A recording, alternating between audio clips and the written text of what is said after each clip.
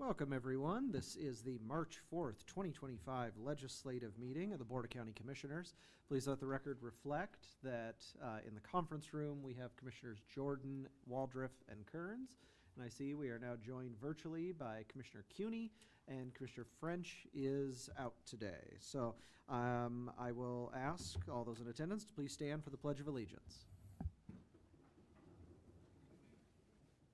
I pledge allegiance to the flag of the United States of America and to the republic for which it stands, one nation, under God, indivisible, with liberty and justice for all.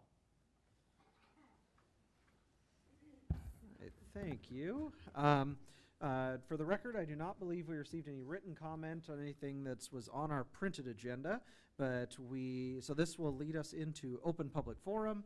Open public forum, as always, is just an opportunity for individuals to address the Board of County Commissioners on any item that is not on our printed agenda. So we have two people who have signed up ahead of time, submitted blue sheets. We'll lead off with Becky Dickerhoof.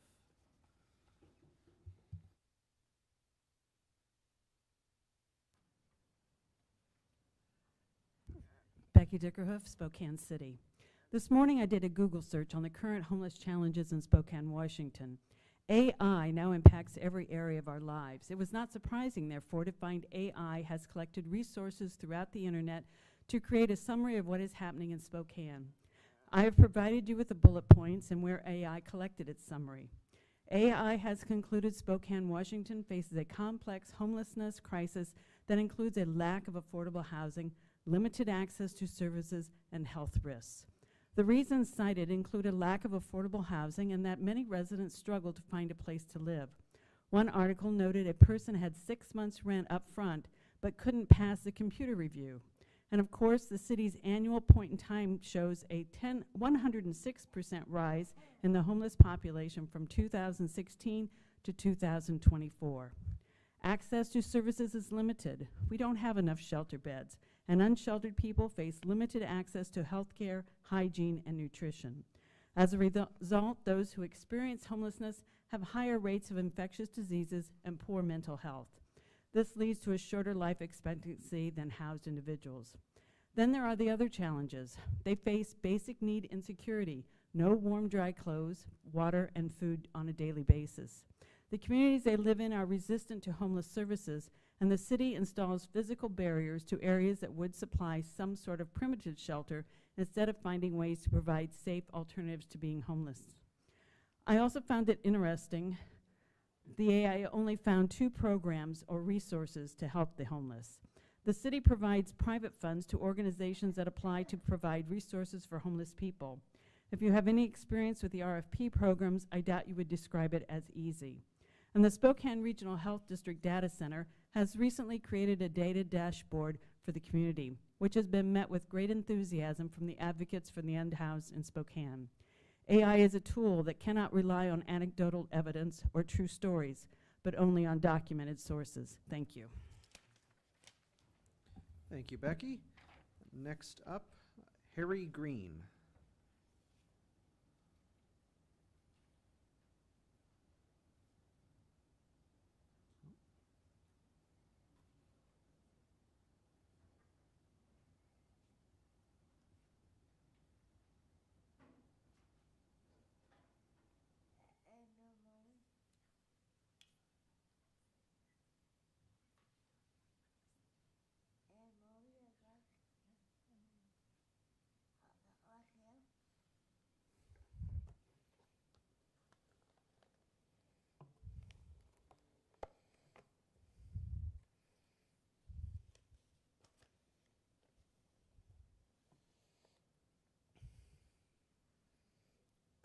Thank you for your patience.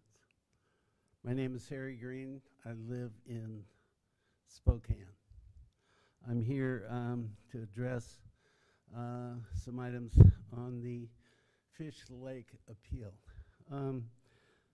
First, there was some language that's been shared with me that somehow the commissioners were bamboozled in the hearing, and that tells me that someone is accusing me of either deceit or lying, and I can tell you there was nothing said that was deceitful in any way. It came from my experience in doing a 58 condominium, 65 boat slip marina in Folsom, Montana, and doing a 142 slip marina, gas dock, and 40 condominiums on Spokane River in Post Falls, Idaho. What I'm here for is, in every project I've done, and especially when I did maybe even not a frontage project, which was the old Edgecliff Hospital, nothing could have been more contaminated maybe than the brownfield I did in Post Falls, Idaho. But what I can tell you is I couldn't do anything until I worked with DEQ, Department of Environmental Quality, EPA, City of Post Falls, and getting all of the appropriate approvals, all of the environmental levels, all of the testing, all of those pieces and whatnot, to then work with those to make sure I was in compliance. And then could not do anything until I cleaned the brownfield, and all the testing and whatnot was signed off by DEQ and EPA, as well as Post Falls. So what I'm seeing and what I addressed when I was first here is everything that this gentleman has done needs to be taken out. He tore up a wetlands, he put in a dock, didn't have a permit, he put down grates for driving down, all of these things without one permit, sign off, or approval, period. And it doesn't matter what your intentions are to do. Everything that matters has to do with that jurisdiction's approvals, whether it be environmental or whatever. And it has to comply with that before you can even begin to plan. I had sign-off in Post Falls from DEQ, EPA, and every agency to then say, Harry, you can now begin planning. And so I would press hard because I've never heard of, and in fact, the mayor of Wenatchee came to Spokane because there was some dumping of asbestos and oil from some tanks and whatnot, and the person who did it was in prison. And he asked if there's any way I could come over, because I'd done the Edgecliff project, which was very similar, could I help them with the situation? And Mr. Green, yes. that's your 3 minutes. Oh, So that's it? it is. You've been most kind. Can I just say thank you very much for letting me speak, and hopefully my position was clear. We appreciate you coming down. Thanks so much for the time. Right, so those are only 2 individuals who signed up ahead of time, but this is open public forum, so if there's anybody in the room who would like to come forward for open public forum, just please come on down to the podium. Second call. Third and final call for anybody else wishing to testify in open public forum. Anybody online? All right, seeing no one else, then we will close open public forum. And that will bring us to the first of our 2 proclamations that we have today. So we're going to begin with item number 3A, which is proclamation in the matter of proclaiming March 2nd through 8th, 2025, Women Helping Women Week. And I will look to my fellow commissioner for a proclamation in the form of a motion. Mr. Chair, thank you. I would like to make a motion in the matter of proclaiming March 2nd through the 8th, 2025 as Women Helping Women Week. Whereas women and children are the future of Spokane County, and whereas Spokane County's women and children possess the potential to achieve the highest levels of education, thrive in their careers, set and reach their goals, and whereas Spokane County's population is approximately 51% female, ranging in age, diversity, and socioeconomic status, and whereas women should enjoy equal opportunities, unlimited potential, and celebrated across Spokane County. Whereas since 1993, the Women Helping Women Fund of Spokane County has helped support organizations and programs that serve women and children through collaboration and collective giving that funds solutions. And whereas the Women Helping Women Fund also provides grants and scholarships for women to achieve their highest goals. And therefore, be it resolved that the Board of County Commissioners for Spokane County, Washington do hereby proclaim March 2nd through the 8th, 2025 as Women Helping Women Week throughout the County of Spokane. And we encourage all citizens to participate in efforts to recognize the community partners, donors, and volunteers who are facilitating positive change in the lives of women and children throughout Spokane County. Dated this 4th day of March, 2025. Second. All right, we have a motion and a second. Any comments that anybody would like to make? Commissioner Waldron. Well, I just very much appreciated the Women Helping Women organization for reaching out. It is International Women's Day later this week, and so I just wanted to say that this resolution really resonates a lot with me because, I mean, I believe, but I also think it's been proven time and time again that investing in women has a ripple effect and creates great outcomes for kids and for the entire community, not just the women themselves, but economically, education, and health, great health outcomes if we invest in women and children. So thank you for coming here today, and I'm happy to read that in the form of a motion. Any other comments? Seeing none, we'll call for the vote. All in favor, say aye. Aye. Aye. Motion passes 4-0. We have some individuals here with us from the Women Helping Women organization. We have Geneva Johns and Katie Parsons. So if you please come forward and say a few words, we'd appreciate it. Thank you so much.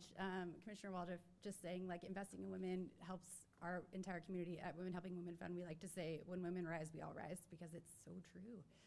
So we're here from Women Helping Women Fund. We're a grant maker in the organization, or in the community. So we raise a bunch of money and we give it away in the form of grants to women and children. But beyond that, we also encourage our community to get involved, to learn about the issues. And then our place in the community is that we get to help people invest in our community, and then we make the decisions where those grant funds go. So they all support women and children in Spokane County, and we're very proud of that work. And we're excited about Women Helping Women Fund. We are so casual today because we were volunteering this morning. we were moving stuff outside. So Women Helping Women Week is well underway, and we have a bunch of activities that all culminate with Mom Prom at the end of the week on International Women's Day. So thank you so much for this recognition and just for highlighting the importance of celebrating and uplifting women in our community. Thank you for the work you do, and thank you for being here. If you could please come up front, we'd love to take a photo with you.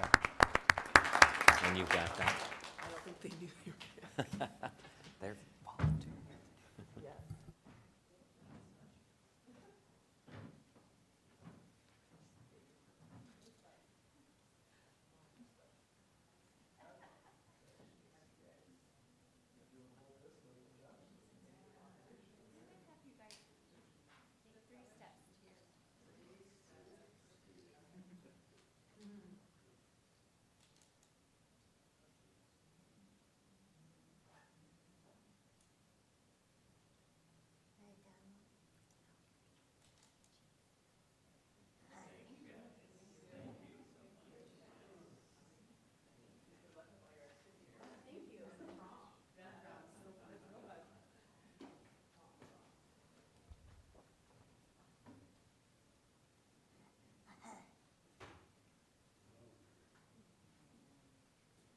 Right, and we have a second proclamation today. This is in the matter of proclaiming March 2025 Developmental Disabilities Awareness Month in Spokane County. And I believe Commissioner Cuney is going to read this proclamation in the form of a motion. Yes, I will. And I have to say, because it's kind of near and dear to me, I had an aunt with developmental disabilities who was a productive member of our workforce back in Iowa when she lived back there. So I think this is just an important thing to me personally. So I'll read this in the form of a motion in the matter of proclaiming March 2025 Developmental Disabilities Awareness Month in Spokane County. Whereas the month of March has been designated Developmental Disabilities Awareness Month by 1987 presidential proclamation, and whereas the purpose of National Developmental Disabilities Awareness Month is to provide public awareness about the needs of people with intellectual and developmental disabilities and to support Spokane County becoming more welcoming and inclusive. People with developmental disabilities are a vibrant part of our communities and improve the quality of life for all. And whereas the most effective way to increase awareness is through everyone's openness to learn and acknowledge that there are systematic barriers that reduce the likelihood of those with disabilities enjoying equitable experiences and living independent, productive lives within their communities.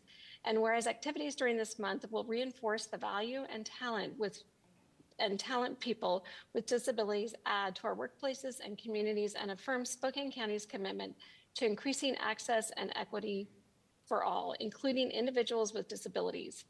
Be it resolved that Spokane County recognizes that the month of March of 2025 as important and vital to supporting and commemorating developmental disabilities awareness. In addition, Spokane County's intellectual and developmental disability providers and advocates, Washington State Developmental Disabilities Administration, DDA, and Spokane County call upon employers, schools, and other community organizations to advance the important message that people with disabilities add value and talent in our workplaces and communities. Now, therefore, we, the Spokane County Board of Commissioners, on behalf of the citizens of Spokane County, do hereby proclaim March 2025 as Developmental Disabilities Awareness Month in recognition of the valuable contributions of individuals with intellectual and developmental disabilities throughout Spokane County, dated this 4th day of March 2025. Second. We have a motion and a second. Any comments? All in favor, say aye. Aye. Aye. Motion passes 4-0. All right, and I know we are joined by a couple of individuals. Brian Nichols. Was Brian here with us? Oh, Brian, if you'd come up, we'd love to hear a few words from you. I didn't see you there behind Rebecca. Sorry there. I'm in stealth mode today. Thank you, Commissioner Kurtz. I'm Brian Nichols. I'm the Developmental Disabilities Program Manager for our Community Services Department here at Spokane County. I just want to thank the commissioners for enacting this proclamation. Supporting folks with developmental disabilities has been a big part of what I do for a long time, and I've always valued the ongoing, unvarying support that this commission has given what we do. Also have somebody here right behind me. It's Zoe Osborne and her mother, who might want to say just a couple of things before we move on. Of course, please come forward. Whoops. So she's down here. To say her name. So I'm Darcy Ladwig, and this is down here is my daughter Zoe, and we very much appreciate the county acknowledging that this is Disability Awareness Month. Zoe is a vital part of her community, just like other people with developmental disabilities. She lives, is exploring employment, she volunteers, and she is the Sergeant at Arms in her chapter at People First, which she will meet with later today. And so we just appreciate this acknowledgement and also the fact, the opportunity to raise awareness for disabilities in our community. And she has a lot to say, and she says thank you as well. Thank you. All right, so we called for the vote, and we'd love to get a photograph as well. So, Brian, do you want us to come up here to the dais, or do we want to kind of do it over in that corner? Is that easier? Over there is a little easier. All right, we'll go on over there. Have some other people joining us that are in our program, are affected by our program too. Right, do you want to do a cheese?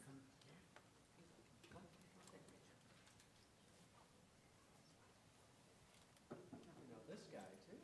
Toby, how you doing? Sure. Great to see you.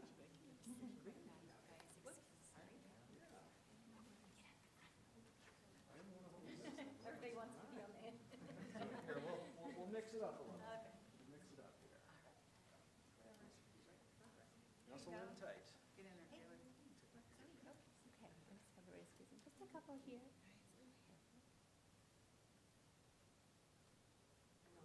Say cheese. I'm gonna do a couple.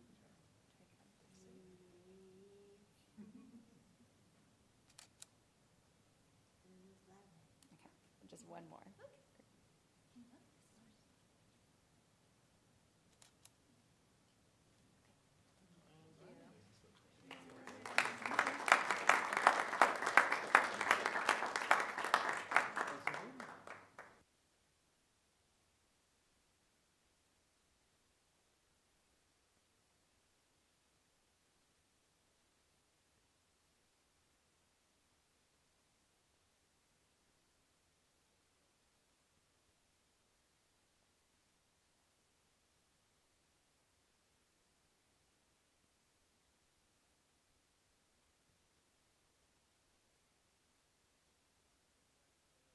And my name is Harry Green.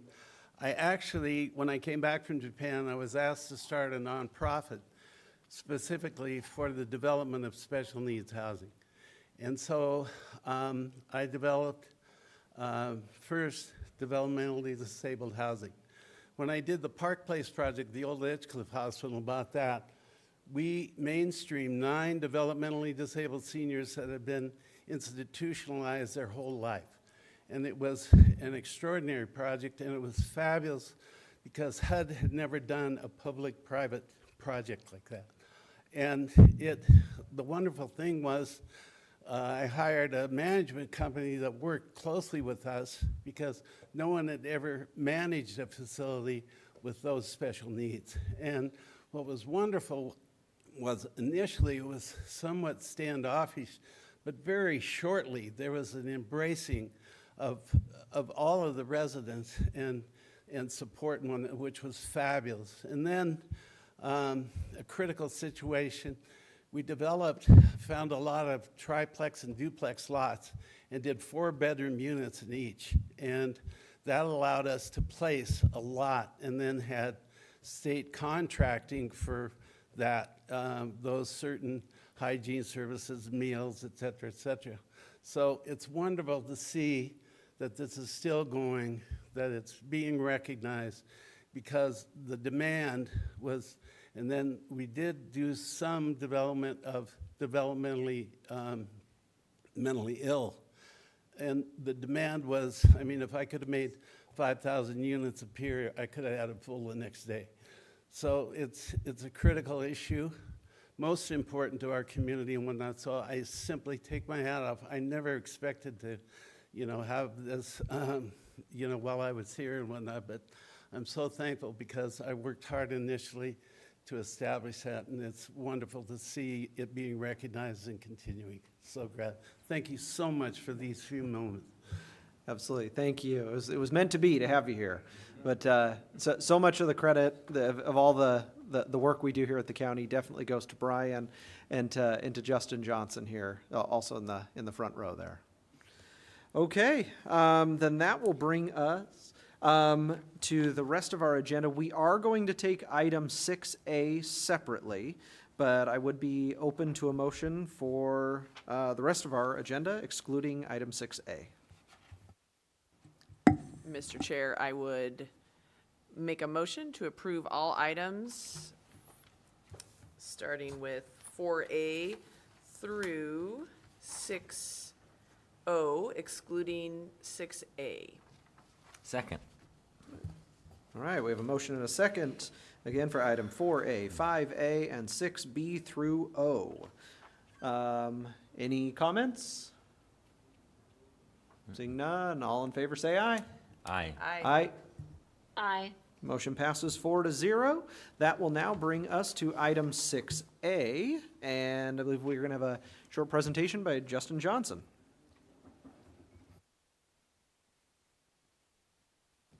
You guys want to come up? Good evening, Commissioners, Vice Chair, and Madam Chair. The contract before you represents Spokane County's commitment to ongoing innovation, regional partnership, and the long-term investment in providing real solutions to behavioral health and opioid epidemic impacting our community.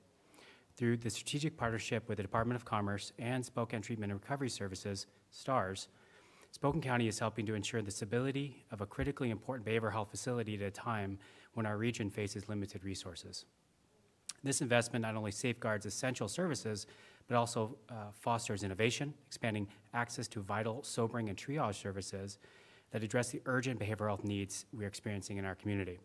This achievement would not have been possible without the dedication and hard work of our Spokane County staff, Spokane County Community Services Department, the vision and support of the Board of County Commissioners, the collaboration and partnership with Washington State Department of Commerce, the investment of the Washington State Legislature, and the commitment of STARS to delivering these essential behavioral health services.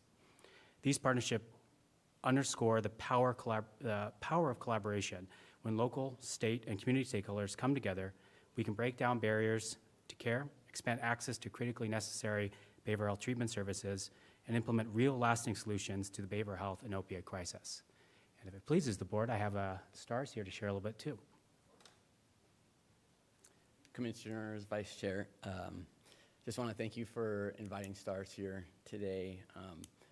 I'd like to acknowledge your hard work that you guys do on a daily basis. I know there's only so much funding to go around, and there's a lot of really great entities to provide services for our community. So I just want to acknowledge that. With this investment, STARS is going to be able to deliver services for the next 10 years at the very least. Quadruple our amount of beds, behavioral health beds for the region, and most importantly, be able to pivot with the needs of the region. This facility allows us to, we have a lot of space, so we look for guidance from the county and from the community on what's needed, and STARS intends to provide that to the best of our ability. So just to appreciate your consideration, and I brought Bobby Smith here with me, that is an employee of ours with some lived experience. And I'm Bobby Smith. I've been part of the family at STARS since, well, about 8 years. I have lived experience. I'm the cook at Cowley, and I also peer support at Karen's house. I believe that my lived experiences help me identify better with the people that we work with and our community, and hopefully that some of the stories that I can share with them and let them know that they're not struggling alone, that there is help out here and people that really do care, you know, and would love to see them, because I go back out into the community at times and we see some of these people that we have helped, and they're doing beautiful. And it's it's heartwarming to see that our work and that our caring for these people and the love that we put into everything is actually making a difference in somebody's lives at one time when they were overlooked at one point in their lives. I've been there, I've done that, and I tell them that. I've been there and I've done that. I'm 17 years clean and sober, and I couldn't have done it without long-term treatment and the help and the support and guidance that I still get even from STARS as an employee. You know, it's inspiring to see people to come in on their own, because that takes a lot of courage. It's courage I didn't have. I spent numerous amounts of time in Spokane County, Pine Lodge, Yakima County, Pasco. You know, I finally went to Idaho and got rescued, as I call it. I wasn't arrested, I was rescued. I had a warrant here, but then I also had gotten caught with some stuff I shouldn't have had. So they gave me some time there. And then after that, I got what they call a rider program there, and I did 9 months of treatment and came back, and it was a total difference, you know. I got into a program that was called the HGAP program at that time, and they gave me a position at Goodwill in the kitchen. I worked there for 9 years, still speaking to people, you know, that were still struggling somewhat, but were working, and from there, I went to STARS, and I've been at STARS, and I love it there because it's like we're all family. We're all working for the same purpose, to help our community, and I believe we do that. Yeah. And thank you. Yeah, thank you for sharing your story with us.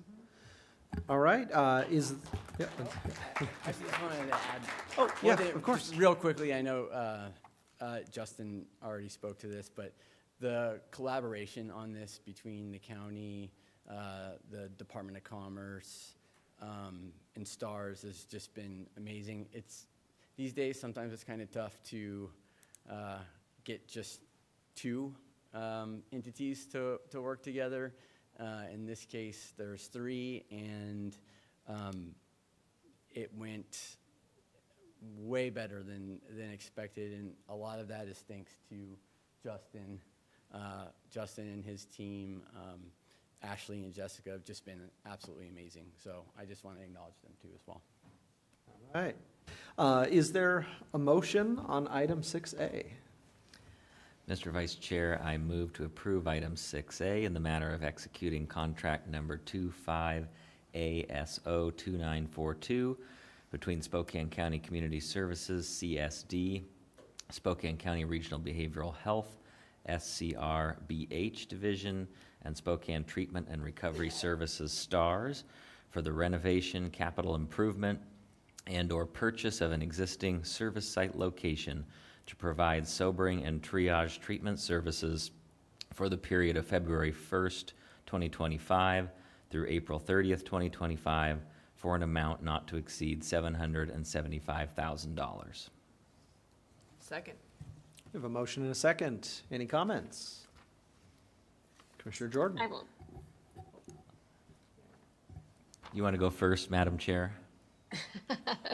Sorry, I know it's always hard on Zoom, so I apologize.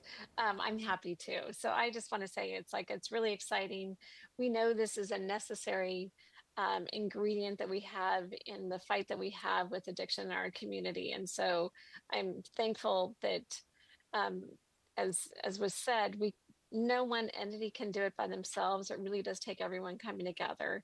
And this is such a beautiful way of showing how we can all come together and make a difference, because we're going to be making a difference in lives for the future and making our community better. So I'm very excited for this contract. Commissioner Jordan? Thank you, Mr. Vice Chair. I just wanted to thank Justin and the team at Community Services for all the incredible work and all the innovative programs that you continue to bring forward to make a difference on these critical issues of public safety and behavioral health. I wanted to thank the State Attorney General's office for their role in getting these dollars for us. We are using our opioid settlement dollars, which we have the benefit of being able to invest because of the work of a lot of people who work to hold manufacturers and others involved in distribution of opioids accountable for the harms that have been caused. And so that's important to recognize. When the board set out to develop our opioid plan, we surveyed the community, and we had hundreds of people reach out to us and share their feedback based on lived experience, and there's too much of that in our community, but the number one priority that came back was to make treatment more accessible and to expand treatment options in our community. And so through this action, through other allocations that we've made, we are taking big, significant steps to move the needle on treatment. Other commissioners may agree that I often hear when we're talking about these types of challenges, where do we take people? We need a place to take people who are in crisis where they can get better and be rescued, so to speak, as you put it. And so this helps us have one of those places where people can go to begin that path to recovery. I also wanted to thank the State Department of Commerce for the partnership, and very excited to see this happen. Commissioner Waldron? Thank you, Mr. Vice Chair. I just wanted to say thank you. STARS, thanks for stepping up.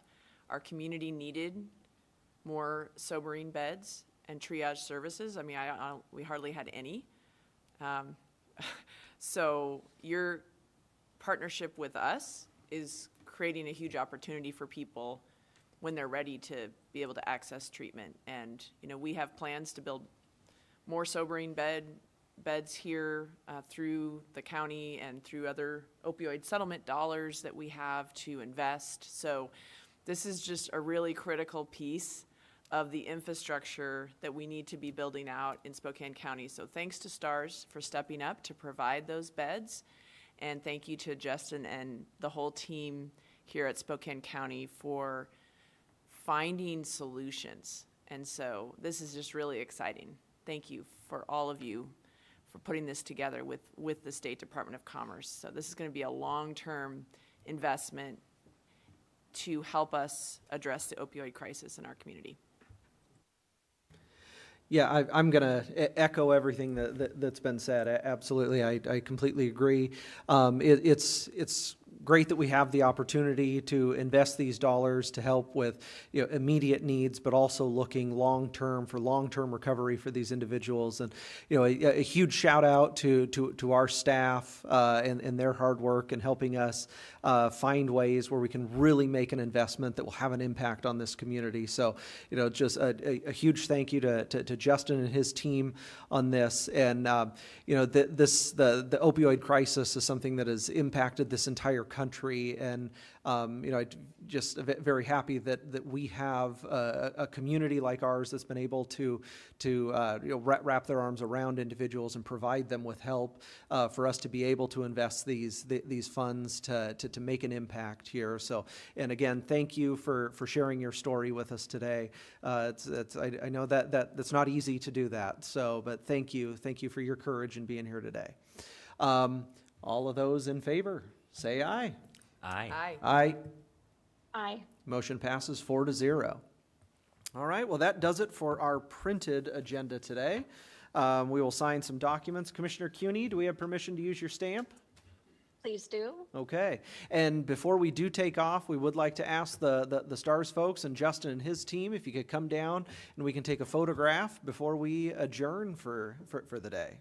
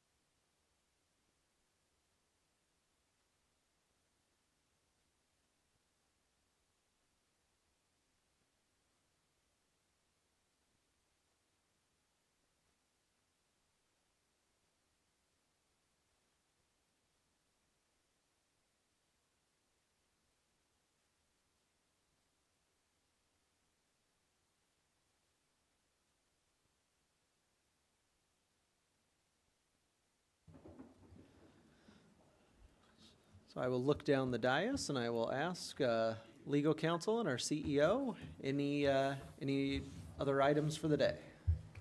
Nothing further from me, Commissioner. No items from legal, thanks. Okay, well then we will sign some documents, and it is 2:39 and we are